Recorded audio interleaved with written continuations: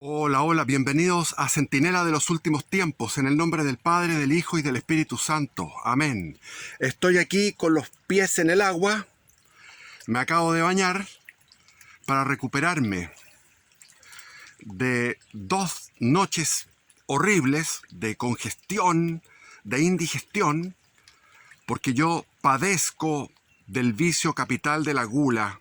Diría que es lo más importante de mis vicios capitales, el de la gula, y no he podido controlarlo, no he podido dominarlo en mi vida, a pesar de que he hecho a veces ayunos de 5 noches y 5 días, 2 veces, y múltiples ayunos, pero la gula es algo muy difícil de controlar y he tenido unas noches muy malas y me tiré al agua aquí para recuperarme.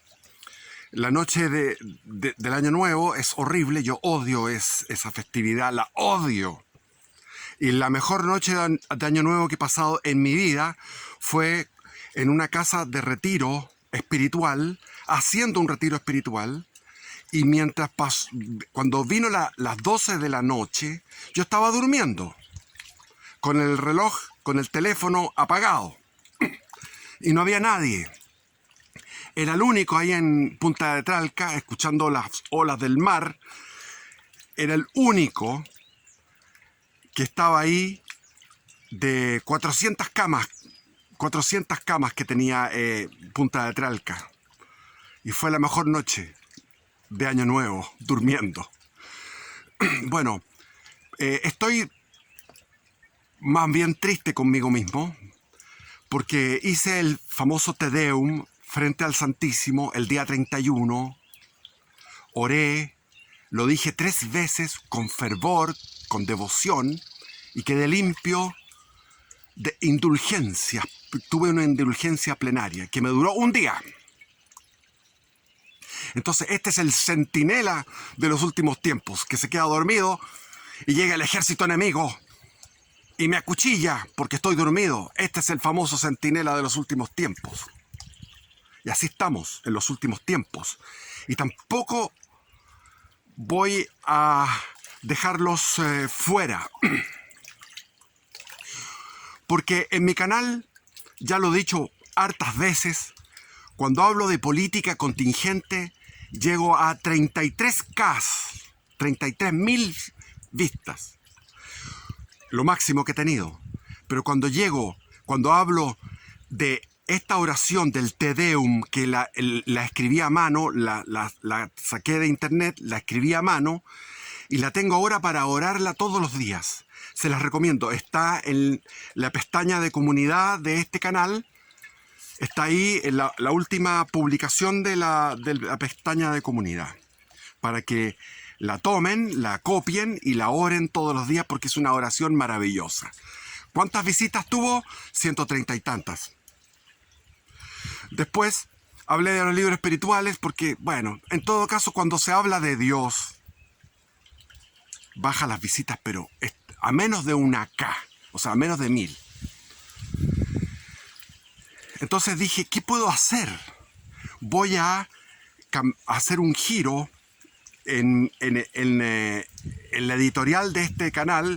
Voy a hablar de historia de Chile, pero la historia de Chile narrada, por ejemplo, voy a empezar por lo que se comienza, que es la conquista, la vida de Pedro de Valdivia, las hazañas, el heroísmo, la epopeya, los acompañantes de Valdivia, quienes eran, la batalla del 11 de septiembre de 1541, cómo se ganó con ayuda sobrenatural y con la ayuda de la impresionante mujer que era Inés de Suárez, y después irme a la Guerra de Arauco. La Guerra de Arauco son 200 batallas y 116 años ininterrumpidos. Imagínense que en Madrid, Felipe II, Felipe III, Felipe IV, los reyes Habsburgo de Madrid decían, esta es el Flandes indiano, el Flandes de América. Pero era más que el Flandes, porque el Flandes se le llama la guerra de los 80 años. Aquí fueron 116 años seguidos. En Flandes hubo tregua. Aquí hubo 200 batallas.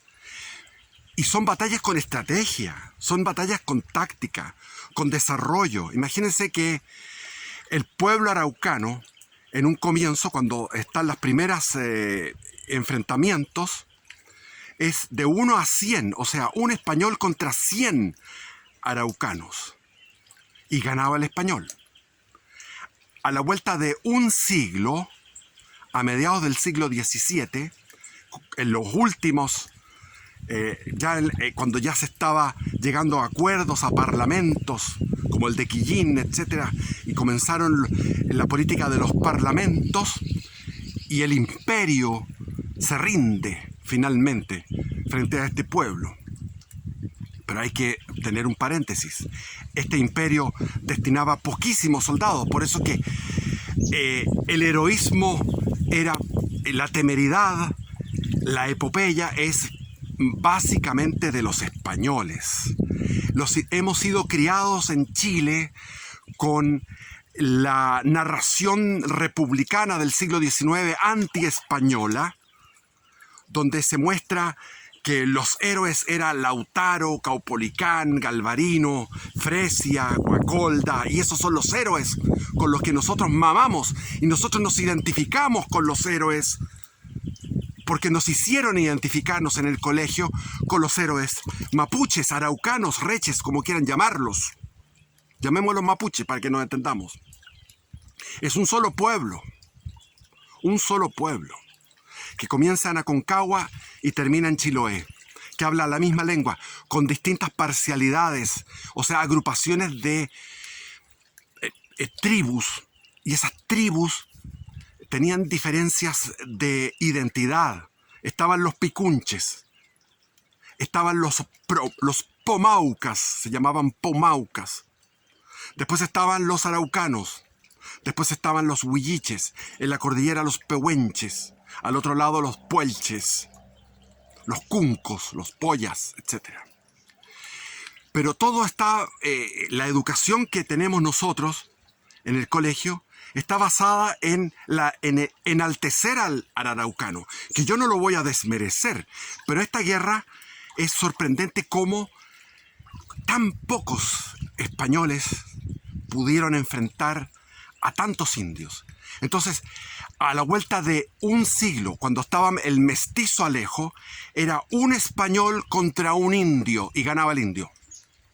Porque el indio ya montaba a caballo, desde hace décadas y décadas ya montaba a caballo, usaba corazas, usaba cota de mallas, usaba armas de acero que habían ido tomando.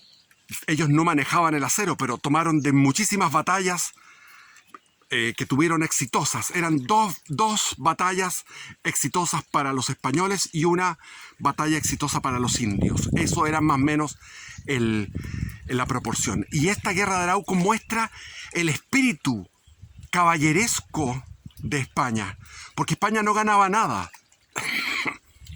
Siempre se habla del oro del Perú, se habla de la conquista del Perú por el oro, el botín de Atahualpa. Y hay que entender que hubo alrededor de 8 años hubo preparación, logística. Ahí estaba Diego de Almagro en Panamá.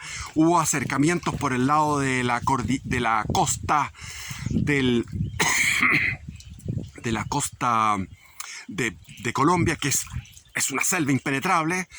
Después en distintas islas frente a lo que es ahora Ecuador, y fue preparándose 2-3 años para un momento cúlmine, cuando Francisco Pizarro en Cajamarca asalta y toma de rehén a Atahualpa. Y eso fueron 10 minutos donde los espadachines renacentistas españoles, con 60 jinetes, solamente 60 jinetes, comandados por el famoso de Soto, el hermano Gonzalo Pizarro, se me olvidan los nombres, pero eran 3 grupos de 20 jinetes. En otro lado, unos pocos arcabuceros, y con 60 jinetes liquidan a 5.000 guerreros, la florinata militar del Perú. Entonces, en 10 minutos se liquida el problema y cae Perú. Aquí fue preciso 116 años donde finalmente el imperio se rinde y llega a hacer las paces y se establece un límite que era el río Biobío, el gran río Biobío, en el cual yo vivía al lado, porque no puedo dejar de no vivir en los lugares históricos, porque mi mente es histórica y vivo siempre metido en la historia. Pero hablemos de futuro. Yo voy a hablarles de la maravilla que fue la epopeya. Ya tomar un barco en Cádiz o en Sevilla o en La Coruña, embarcarse era ya un riesgo de muerte, porque había muchos naufragios, había tempestades, de repente los barcos llegaban a la Antártica, sin querer llegaban a la Antártica, o etcétera, llegaban a lugares desolados. Está la odisea el que atravesó el río Amazonas. ¿Cómo se llamaba ese? Se me olvida el nombre. Los exploradores de lo que es ahora el tercio occidental de lo que es Estados Unidos. O sea, todo lo que era Estados Unidos, la parte occidental de Estados Unidos. Encontrar y descubrir un océano y dominar ese océano en aquellos tiempos, siglo XVI. Un océano que constituía, era 300 veces la superficie de España, era ese océano, el océano Pacífico, llamado Mar del Sur. Vasco Núñez de Balboa, la odisea de atravesar y ver ese océano. La odisea de Magallanes y de Sebastián Elcano, dar la vuelta al mundo, encontrar el estrecho que conecta el Mar del Norte con el Mar del Sur, el océano Atlántico con el océano Pacífico. Explorar el océano Pacífico, conquistar Filipinas, con algunos españoles, pero sobre todo con indios mexicanos, aliados, que fueron a pelear en Filipinas y se enfrentaron a corsarios japoneses.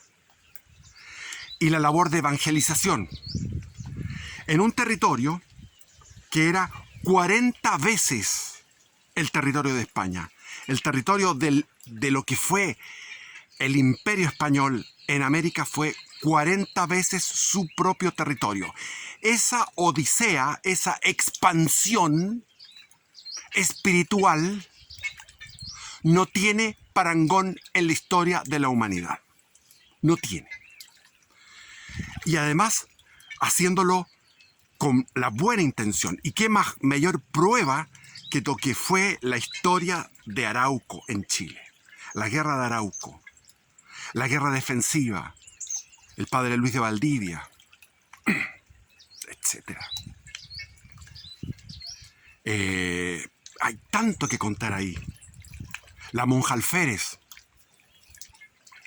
los toquis, o sea, los guerreros, los jefes guerreros, hay algunos de origen español, de apellido Díaz. Había muchos mestizos que se pasaban a los araucanos. ¿Por qué los araucanos tenían ese magnetismo? Cuando fueron a buscarlos, hubo una expedición para ir a rescatar a las que habían sido secuestradas, raptadas, en una incursión por los araucanos. Las mujeres no quisieron volver, porque estaban preñadas, porque tenían sus hijos, porque ya eran esposas de estos araucanos. Y todo esto está descrito por el libro que lo he leído 2 veces y que me encantaría leérselo a ustedes, de Pineda y Bascuñán, Un cautiverio feliz. En el cautiverio feliz él cuenta cómo fue eso. Y hay tanto que hablar aquí. Es tan entretenido que voy a hacer eso. Espero que me sigan, porque los que les gusta la historia, voy a relatarla como nadie la ha relatado. con los detalles que para mí son importantes. Entonces les anuncio eso. Voy a hacer una sucesión de videos que pueden ser cientos sobre la historia de Chile en detalle, pero la historia de Chile vista con otros ojos, porque hemos sido criados con una historia oficial del siglo XIX. Bueno, y hablando de futuro, me entristece, como les digo, la tibieza. Estoy metido acá, perdón, estoy metido acá porque hay mucho viento, pero acá. Y además que ya se me helaron los pies, así que voy a salir, porque había viento, pero se fue el viento. Me entristece la tibieza. A la gente, cuando uno habla de Dios,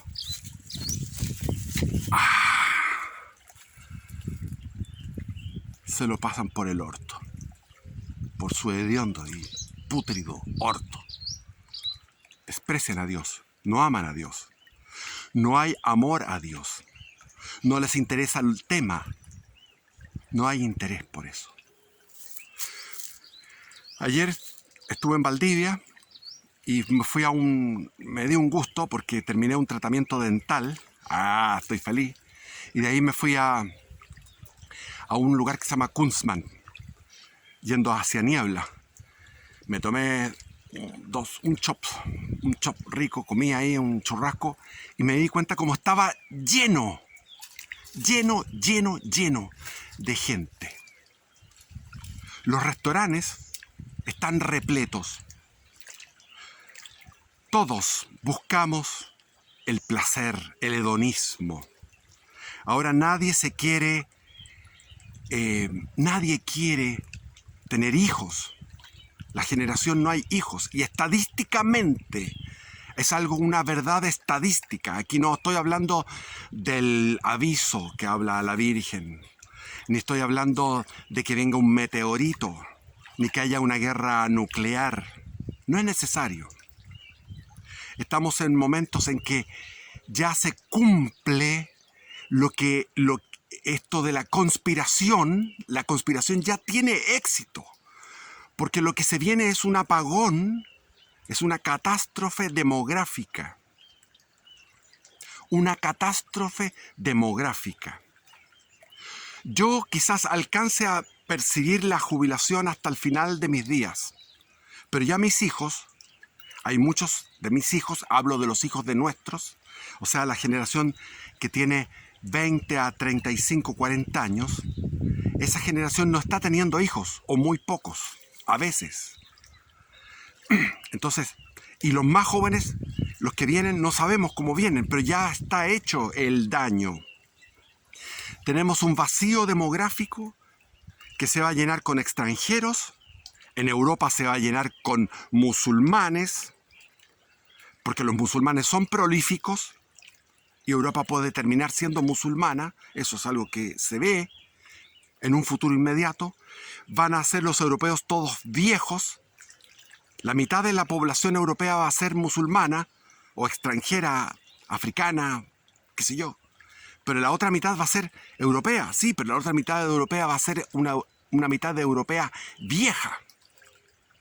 No va a haber cómo mantener a esos viejos. Entonces, yo digo, mis hijos, o sea, los que tienen 30 años de promedio, van a tener un problema gravísimo de sus pensiones, si es que no llega nuestro Señor antes. Esta catástrofe demográfica lo vemos hacia futuro y vemos que cómo podemos escapar de esto, generando comunidades. Por eso Jesús dice, en una parte dice, cuando el que tenga manto, venda el manto y compre una espada. El que tenga algo de plata, cómprese una 9 milímetros. Porque con la 9 milímetros, me estoy poniendo protestante, con la Biblia y con la 9 milímetros, enmienda 2 de los Estados Unidos, enmienda 1, la Biblia. No hay enmienda 1, la Biblia. Es decir, la 9 milímetros, la Biblia, o una buena ametralladora, mejor todavía. Pero el que el que tenga manto, véndalo y compre una espada. Y cuando dice Jesús en Mateo 24, cuando veáis la abominación desoladora en el lugar sagrado, huid a los montes. Huid a los montes. Y yo les digo, aquí yo estoy, pero no estoy en el monte. ¿Por qué no estoy en el monte? Porque no estoy solo. Porque tengo un terreno que no puedo cultivar, no puedo tener autosuficiencia. Lo que yo estoy haciendo no es lo que debo hacer. Estoy solitario. Necesito tener comunidad. Necesitamos tener lugares donde se pueda cultivar, se pueda tener ganado. Tener células, tener comunidades de resistencia. Además, eso de huir a los montes no es solamente algo físico, sino que también es algo espiritual. Huyamos hacia la doctrina que está en los montes, que es la doctrina tradicional. Huyamos de la doctrina modernista. Este 1 de enero, después de la mala noche que pasé, hablo con un amigo que es tradicionalista, que vive en Estados Unidos. Me dijo, nosotros estamos celebrando la circuncisión del Señor. El 1 de enero era la fiesta de la circuncisión del Señor. Cuando Jesús vierte por primera vez sangre, Dios hecho hombre, encarnado, el infinito, insertado en lo finito, ya fuera del cuerpo de María, como un bebé, entregas por primera vez su sangre en la circuncisión, que era una fiesta de guardar, era una fiesta de no trabajo, de ir a a misa obligatoria. ¿Qué me dijo el párroco de mi parroquia? Dijo, hay una misa para celebrar el inicio del nuevo año. Eso. Y después, los santos del santoral se quitaron todos los santos. Pablo VI, el Papa Pablo VI, quitó todos los santos que eran reyes. ¿Por qué no pueden haber santos reyes? ¿Por qué no los veneramos también? ¿Por qué no seguimos el ejemplo de los santos que eran reyes? Los quitaron. Ya no hay.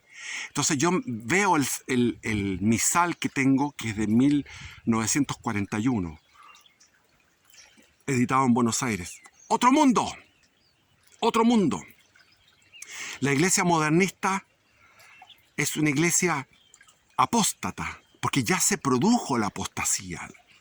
Llevamos 70, 80 años, 60 años por lo menos, 50 años por lo menos, 30 años por lo menos de apostasía ya consolidada. Y nosotros en la tibieza, en el hedonismo, fallándole a Dios, fallando, permanentemente. El mundo, el demonio, la carne, están plenos en esta época, en este momento, en el mundo. Nunca había sido tanto. Por eso es que Jesús dice también, cuando vuelva el Hijo del Hombre, ¿acaso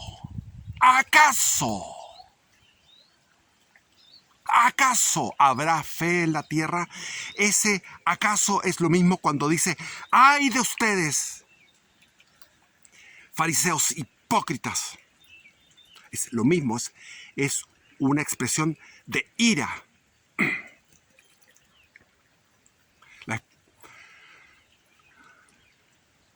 Eso es lo que quería decirles. Voy a hacer una historia, voy a narrar historia, porque eso es lo que les gusta, pero advierto que estamos en pañales, estamos con una mano adelante y otra atrás, si viene la gran tribulación. Ya se está hablando que hay conspiraciones, ya se creó otro bichito que se le llama pájaro azul. hay una sucesión de atentados en Estados Unidos que son de Al Qaeda, y esos atentados son planificados, programados. El tipo que hizo el atentado ahí en Nueva Orleans tenía activado una serie de bombas. No solamente él arrasó con su camioneta, sino que también mató a 15 personas, puede que sean más, sino que iba a activar unas bombas. Y en Las Vegas también un atentado. Y esto me recuerda a múltiples atentados que ha habido en Estados Unidos programados por Al Qaeda. Y Al Qaeda es un brazo del Partido Demócrata Socialista Musulmán de Estados Unidos, que tiene estos tentáculos siniestros, que no quieren que asuma Donald Trump. No quieren para nada eso. Entonces aquí tenemos unos días muy extraños. Acuérdense que para el primer gobierno de Trump vino la pandemia y después vino también un estallido. Al contrario que en Chile vino el estallido después de la pandemia. Atacan. No quieren que gobierne alguien diferente a estos seres oscuros. Estos seres, pero nosotros realmente pensamos, mira, estos seres, los que llevaban a esta isla a niños para servirse sexualmente de niños en esa isla famosa, que no puedo nombrarla, y uno piensa, ¡uy, qué tipos más terribles! ¡Qué tipos más malos! Las élites. Pero ¿y nosotros? Nosotros tenemos en nuestra vida, muchos de nosotros tenemos o ser cómplices o partícipes de un aborto. Y el aborto es Moloch, es ofrenda al dios Moloch, es sangre que satisface al demonio, porque el demonio es asesinato, sangre y mentira. Y eso es lo que hay ahora, asesinato. Por millones, sangre. A través del aborto, disimuladamente, hipócritamente, solapadamente, existe esta sangre que está subterráneamente, no se ve. Y la mentira de los mass media, la mentira de las ideologías modernistas, empezando por la democracia. Por eso que los que defendían la causa del rey en estas tierras eran los araucanos, porque sabían que el rey se había portado bien con ellos. La dinastía de los Habsburgo respetó los tratados, la dinastía de los Borbones respetó los tratados y respetó su tierra. Solamente ellos, en la negociación, ellos admitían que podían ir a evangelizarlos. Por eso cuando fueron los capuchinos en el siglo XIX, cuando llegó el ejército chileno a derrotar a estos mapuches o araucanos, los capuchinos decían, paren, son cristianos, son católicos. ¿Y por qué los que pelearon por la causa del rey eran mestizos, eran indios, eran mulatos, eran negros, eran lo más popular, era una causa popular? Porque ellos intuían en su sencillez de niños, intuían que las élites de los señoritos criollos que estaban llevando a cabo esta insurrección, este separatismo, esta guerra separatista, estaban mintiendo porque hablaban de igualdad y no iba a haber igualdad. Hasta el día de hoy no hay igualdad. Hablaban de fraternidad, tampoco hay fraternidad. Hay soledad, desolación. Hablaban de igualdad, libertad. Cada día menos libres. Ahora pagamos más del 50% de lo que ganamos, se pagan impuestos. En la época monárquica era 20%, el quinto real. Ni siquiera el rey tenía que financiar las expediciones. Las expediciones, La conquista del imperio azteca, la conquista del imperio inca y la conquista de Chile se hicieron con recursos propios, privados, y sin embargo, a pesar de hacerlo con recursos privados, se enviaba el quinto real. Pero ahora estamos llenos de impuestos para mantener una casta de mediocres, corruptos, degenerados. Esa es la democracia. Esa es la república. Por eso que el pueblo intuía y peleaba a favor del rey en la guerra separatista mal llamada guerra de la independencia. Por eso que quiero tratar la injundia de todos esos acontecimientos, en la sabrosura, tan llenos de contenido, están llenos de significados que quiero comunicarles a ustedes. Por eso que este video es más que nada motivador con el trabajo que voy a iniciar. Por favor, no se lo pierdan porque lo voy a hacer de la manera más espléndida posible. La narración de los hechos históricos. La manera más detallada, porque en los detalles está el esplendor. En los detalles está el esplendor de la verdad, de los hechos.